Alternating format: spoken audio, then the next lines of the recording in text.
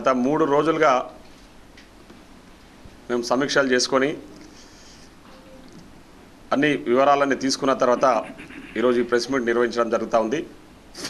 ఎక్కడ చూసినా ఎన్ని సర్వేలు తీసుకున్నా ఒకటే చెప్తా ఉన్నారు, ఉమ్మడి పాలమూరులో ఉన్న 2 పార్లమెంట్లు కూడా కాంగ్రెస్ పార్టీ గెలవబోతూ ఉంది. ముఖ్యంగా మహబూబ్నగర్ పార్లమెంట్ నుంచి డాక్టర్ చల్లా వంశచంద్రరెడ్డి గారు దాదాపు 1,00,000 మెజార్టీతో ఇక్కడ నుంచి ఎంపీగా గెలవబోతూ ఉన్నారని చెప్పేసి కూడా ఈ సందర్భంగా మా మీడియా మిత్రుల ద్వారా యావత్ ప్రజానీకానికి తెలియజేస్తూ ఉన్నాం. ఈరోజు ఏదో సోషల్ మీడియాను నమ్ముకొని సోషల్ మీడియాలో పెద్ద ఎత్తున తప్పుడు పోస్టులు పెడుతూ ప్రజలను ముఖ్యంగా యువతను తప్పుదోవ పట్టించే విధంగా వ్యవహరించిన బీజేపీకి ప్రజలు ఆల్రెడీ బుద్ధి చెప్పిర్రు. వాళ్ళేదో పగటి కళలు కంటా ఉన్నారు. ఏంటంటే వాపును చూసి బల్బు అనుకునే విధంగా బీజేపీల వ్యవహార శైలిని చూస్తుంటే అందరూ కూడా నవ్వుకుంటున్నారు, అసహించుకుంటున్నారు కూడా. ఈరోజు భారతదేశంలో కూడా బీజేపీ పార్టీ తుడిచిపెట్టుకోపోతూ ఉంది. ముఖ్యంగా మొన్నటి వరకు జరిగిన అన్ని ఫేజ్లలో జరిగిన ఎలక్షన్స్లలో కూడా చాలా స్పష్టంగా ఆల్ మీడియా ఛానల్స్కి సంబంధించిన సర్వేలు కానీ ఇతరత్ర సర్వే సంస్థలు కానీ చెప్తున్నది ఒకటే, ఖచ్చితంగా భారతదేశంలో ఇండియా కూటమి దాదాపు 300 పైచిలకు సీట్లు గెలుచుకొని ఈసారి ప్రభుత్వాన్ని ఏర్పాటు చేయబోతా ఉందని చెప్పేసి చెప్తా ఉన్నాయి. మేము కూడా చాలా విశ్వాసంతో అంటే నమ్మకంతో ఉన్నాము. ఖచ్చితంగా ఈసారి ప్రజలు పెద్ద ఎత్తున కాంగ్రెస్ పార్టీకి అదేవిధంగా ఇండియా కూటమికి ఓటేసి ఖచ్చితంగా గెలిపించబోతా ఉన్నారు ఇండియా కూటమిని అని చెప్పి కూడా ఈ సందర్భంగా తెలియజేస్తూ ఉన్నాం. రేపు రాబోయే రోజుల్లో 9వ తారీఖు అంటే జూన్ 9వ తారీఖు రాహుల్ గాంధీ గారు, మా ప్రియతమ నాయకుడు శ్రీ రాహుల్ గాంధీ గారు ప్రధానమంత్రిగా కూడా ప్రమాణ స్వీకారం చేయబోతా ఉన్నారు. ఇది వాస్తవం. ఏవో 10 సంవత్సరాలు ఈ భారతదేశంలో అధికారంలో బీజేపీ పార్టీ తప్పుడు ప్రచారాలతో తప్పుడు పోస్టులు సోషల్ మీడియాలో పెట్టుకుంటూ ప్రజలను రెచ్చగొట్టే విధంగా వ్యవహరించిన తీరును ఈరోజు ప్రజలందరూ కూడా సమయం వచ్చినప్పుడు బుద్ధి చెప్పాలనే ఆలోచనతోన మన జరిగిన ఎన్నికలు కానీ ఇంకా జరగబోయే ఎన్నికలలో కూడా తప్పకుండా నిర్ణయం తీసుకుంటారు. ఆల్రెడీ వేసుకున్న వాళ్ళు ఓటేసిన వాళ్ళు కూడా నిర్ణయం తీసుకున్నారు. కాబట్టి భారతదేశంలోనే కాదు ఇక్కడ కూడా తెలంగాణలో కూడా 13 సీట్లు మేము గెలవబోతా ఉన్నామని చెప్పేసి కూడా ఈ సందర్భంగా తెలియజేస్తా ఉన్నాం. ఆ 13 సీట్లలో మహబూబ్నగర్ పార్లమెంటు, నాగర్ కర్నూలు పార్లమెంటు కూడా విజయం సాధించబోతా ఉంది కాంగ్రెస్ పార్టీ అని కూడా ఈ సందర్భంగా అందరు మీడియా మిత్రుల ద్వారా యావత్ తెలంగాణ ప్రజలకు ముఖ్యంగా మహబూబ్నగర్ పార్లమెంటు ప్రజలకు కూడా తెలియజేస్తా ఉన్నాం. ముఖ్యంగా ఈరోజు మేము ప్రచారం నిర్వహించినట్లే మేము ప్రజలకు తెలియజేసినట్లే 2 తోడు దొంగలు బీజేపీ బీఆర్ఎస్ ఇద్దరు కూడా కూడబలుక్కొని ఇద్దరు ఒకటే ఈరోజు పార్లమెంటు మహబూబ్నగర్ పార్లమెంటు ఎట్లా చేసి రేవంత్ రెడ్డి గారిని ఊడగొట్టాలని చెప్పేసి ఏదైతే ప్రయత్నాలు చేసిరో ఆ ప్రయత్నాలను పాలమూరు ప్రజలు ఈరోజు తిప్పికొట్టిండ్రు. మా పాలమూరు బిడ్డ ముఖ్యమంత్రిగా ఉన్నాడు, ఖచ్చితంగా పాలమూరు బిడ్డ నిలబెట్టిన వంశచంద్రరెడ్డిని గెలిపిస్తామని చెప్పేసి ప్రజలందరూ ఏకదాటిపైకి వచ్చి వాళ్ళందరూ ఓటేసి ఈరోజు పాలమూరు వంశచంద్రరెడ్డి గారిని గెలిపియబోతా ఉన్నారు. ముఖ్యంగా ఈరోజు బీఆర్ఎస్ పార్టీ పరిస్థితిని తీసుకుంటే అంటే పెళ్లి ఒకరిని చేసుకొని సంసారం ఒకరితోనే చేస్తున్నట్టు వాళ్ళ వ్యవహార శైలి ఉంది.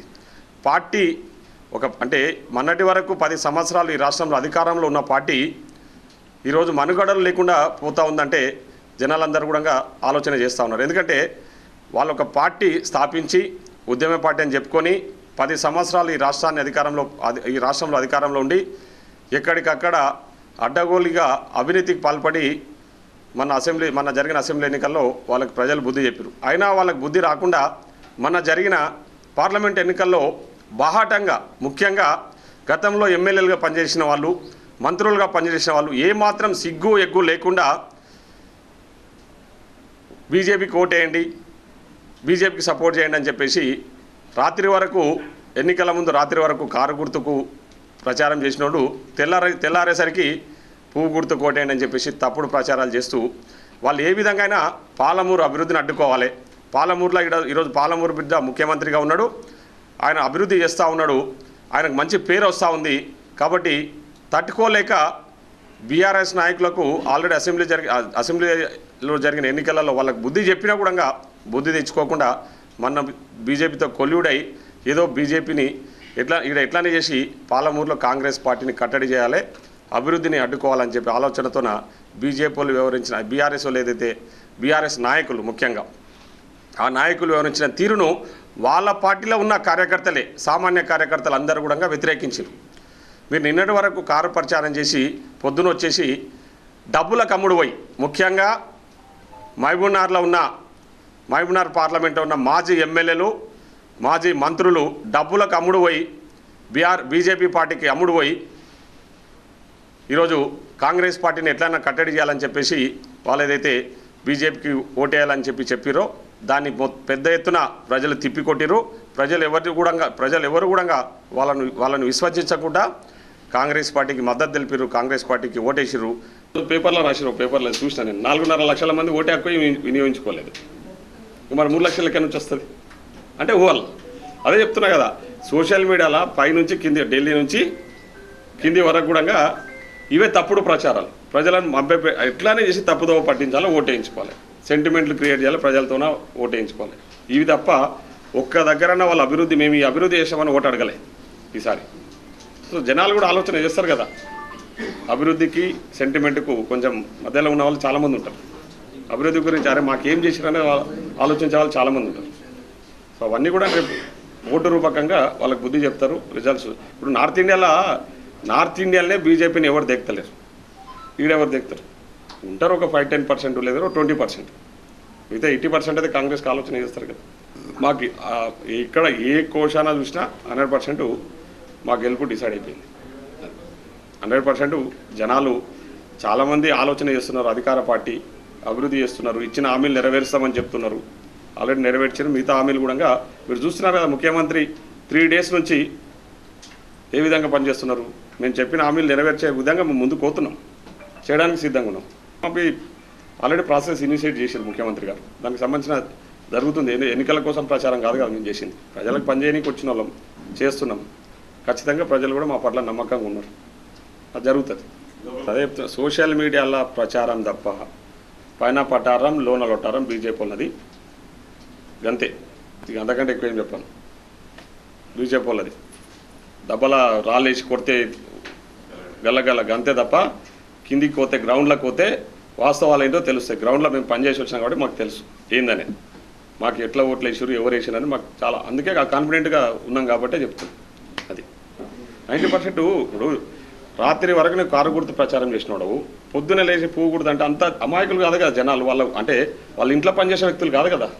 నువ్వు ఇంట్లో పనిచేసినాడు అయితే నువ్వు చెప్పింది వింటాడు, రాత్రికి చెప్పింది మళ్ళీ పొద్దున్నే చేంజ్ చేసి చెప్తే వాళ్ళు ప్రజలు వాళ్ళు సొంతంగా నిర్ణయం తీసుకునే కెపాసిటీ ఉన్న వ్యక్తులు.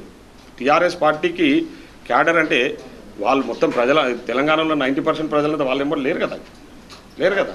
వాళ్ళు కూడా ఆలోచన చేస్తారు కదా, అరే వీళ్ళు రాత్రి వరకు ఒక మాట చెప్పి టీఆర్ఎస్ పార్టీలో వండుకుంటారు. పార్టీ నువ్వు ఇంటర్నల్గా అంటే వాళ్ళు ఏదైనా ఒప్పందం ఉందనుకోండి, సపోజ్ అలయన్సో ఏదైనా ఉంటే 100% చెప్పొచ్చు బాటంగా.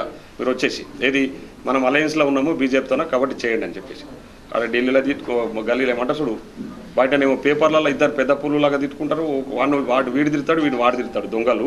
మళ్ళీ వీడికి వచ్చేసి ఓటు అంతా అంటే రాజకీయాల్లో ఏమాత్రం విలువలు లేకుండా ఈరోజు టీఆర్ఎస్ వాళ్ళు వివరించారు.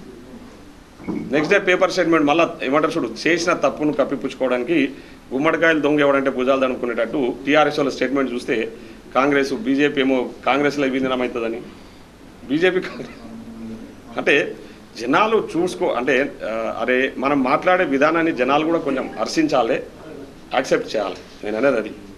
అవి ఏమి లేకుండా నువ్వు పార్టీ పెట్టుకున్నావు, 10 ఏళ్ళు రాష్ట్రంలో అధికారంలో ఉన్నావు, ఏమాత్రం సిగ్గు ఎక్కువ లేకుండా ఎట్లా చెప్తావు చెప్పు నువ్వు పువ్వు గుర్తు ఒకటి అని.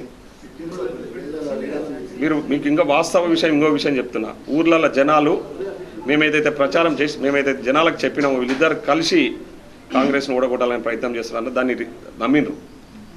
వాళ్ళకి అర్థమైపోయింది సింపుల్గా. మీరు అంటున్నా 80% 90% కూడా వాళ్ళంతా కూడా నమ్మి అమ్మ వీళ్ళు నిజమే కాంగ్రెస్ వాళ్ళు చెప్పింది వాస్తవము, వీళ్ళంతా ఇద్దరు ఒకటయ్యే ఈరోజు రాత్రి వరకు కాదు ఆ ప్రచారం చేసి ఇప్పుడు పొద్దున్న లేచి పువ్వు గుర్తనేవారు అని అన్నారన్నబడే వాళ్ళు డిసైడ్ అయిపోయి వాళ్ళు ప్రజలు చాలా తెలివైన వాళ్ళు వీళ్ళేదో అనుకుంటున్నారు. అంత ఈజీగా వీళ్ళని నమ్మే పరిస్థితులు ఎవరు లేడు. ఎందుకంటే వాళ్ళకు సో 2000 మన జరిగిన అసెంబ్లీ ఎన్నికలనే టీఆర్ఎస్ వాళ్ళ జాతకాలన్నీ తెలిసిపోయింది. ఇంకా వాళ్ళు చెప్తే నమ్మేటోడు ఎవడు ఉన్నాడు? వీళ్ళ అవసరాల కోసం ఉండొచ్చు, బిడ్డ బెయిల్ కోసము రేపు పొద్దున బీజేపీలతో వీళ్ళు సరెండర్ అయ్యిండొచ్చు, కొల్లుడు అయ్యిండొచ్చు, అవన్నీ కూడా ఉంటాయి కదా.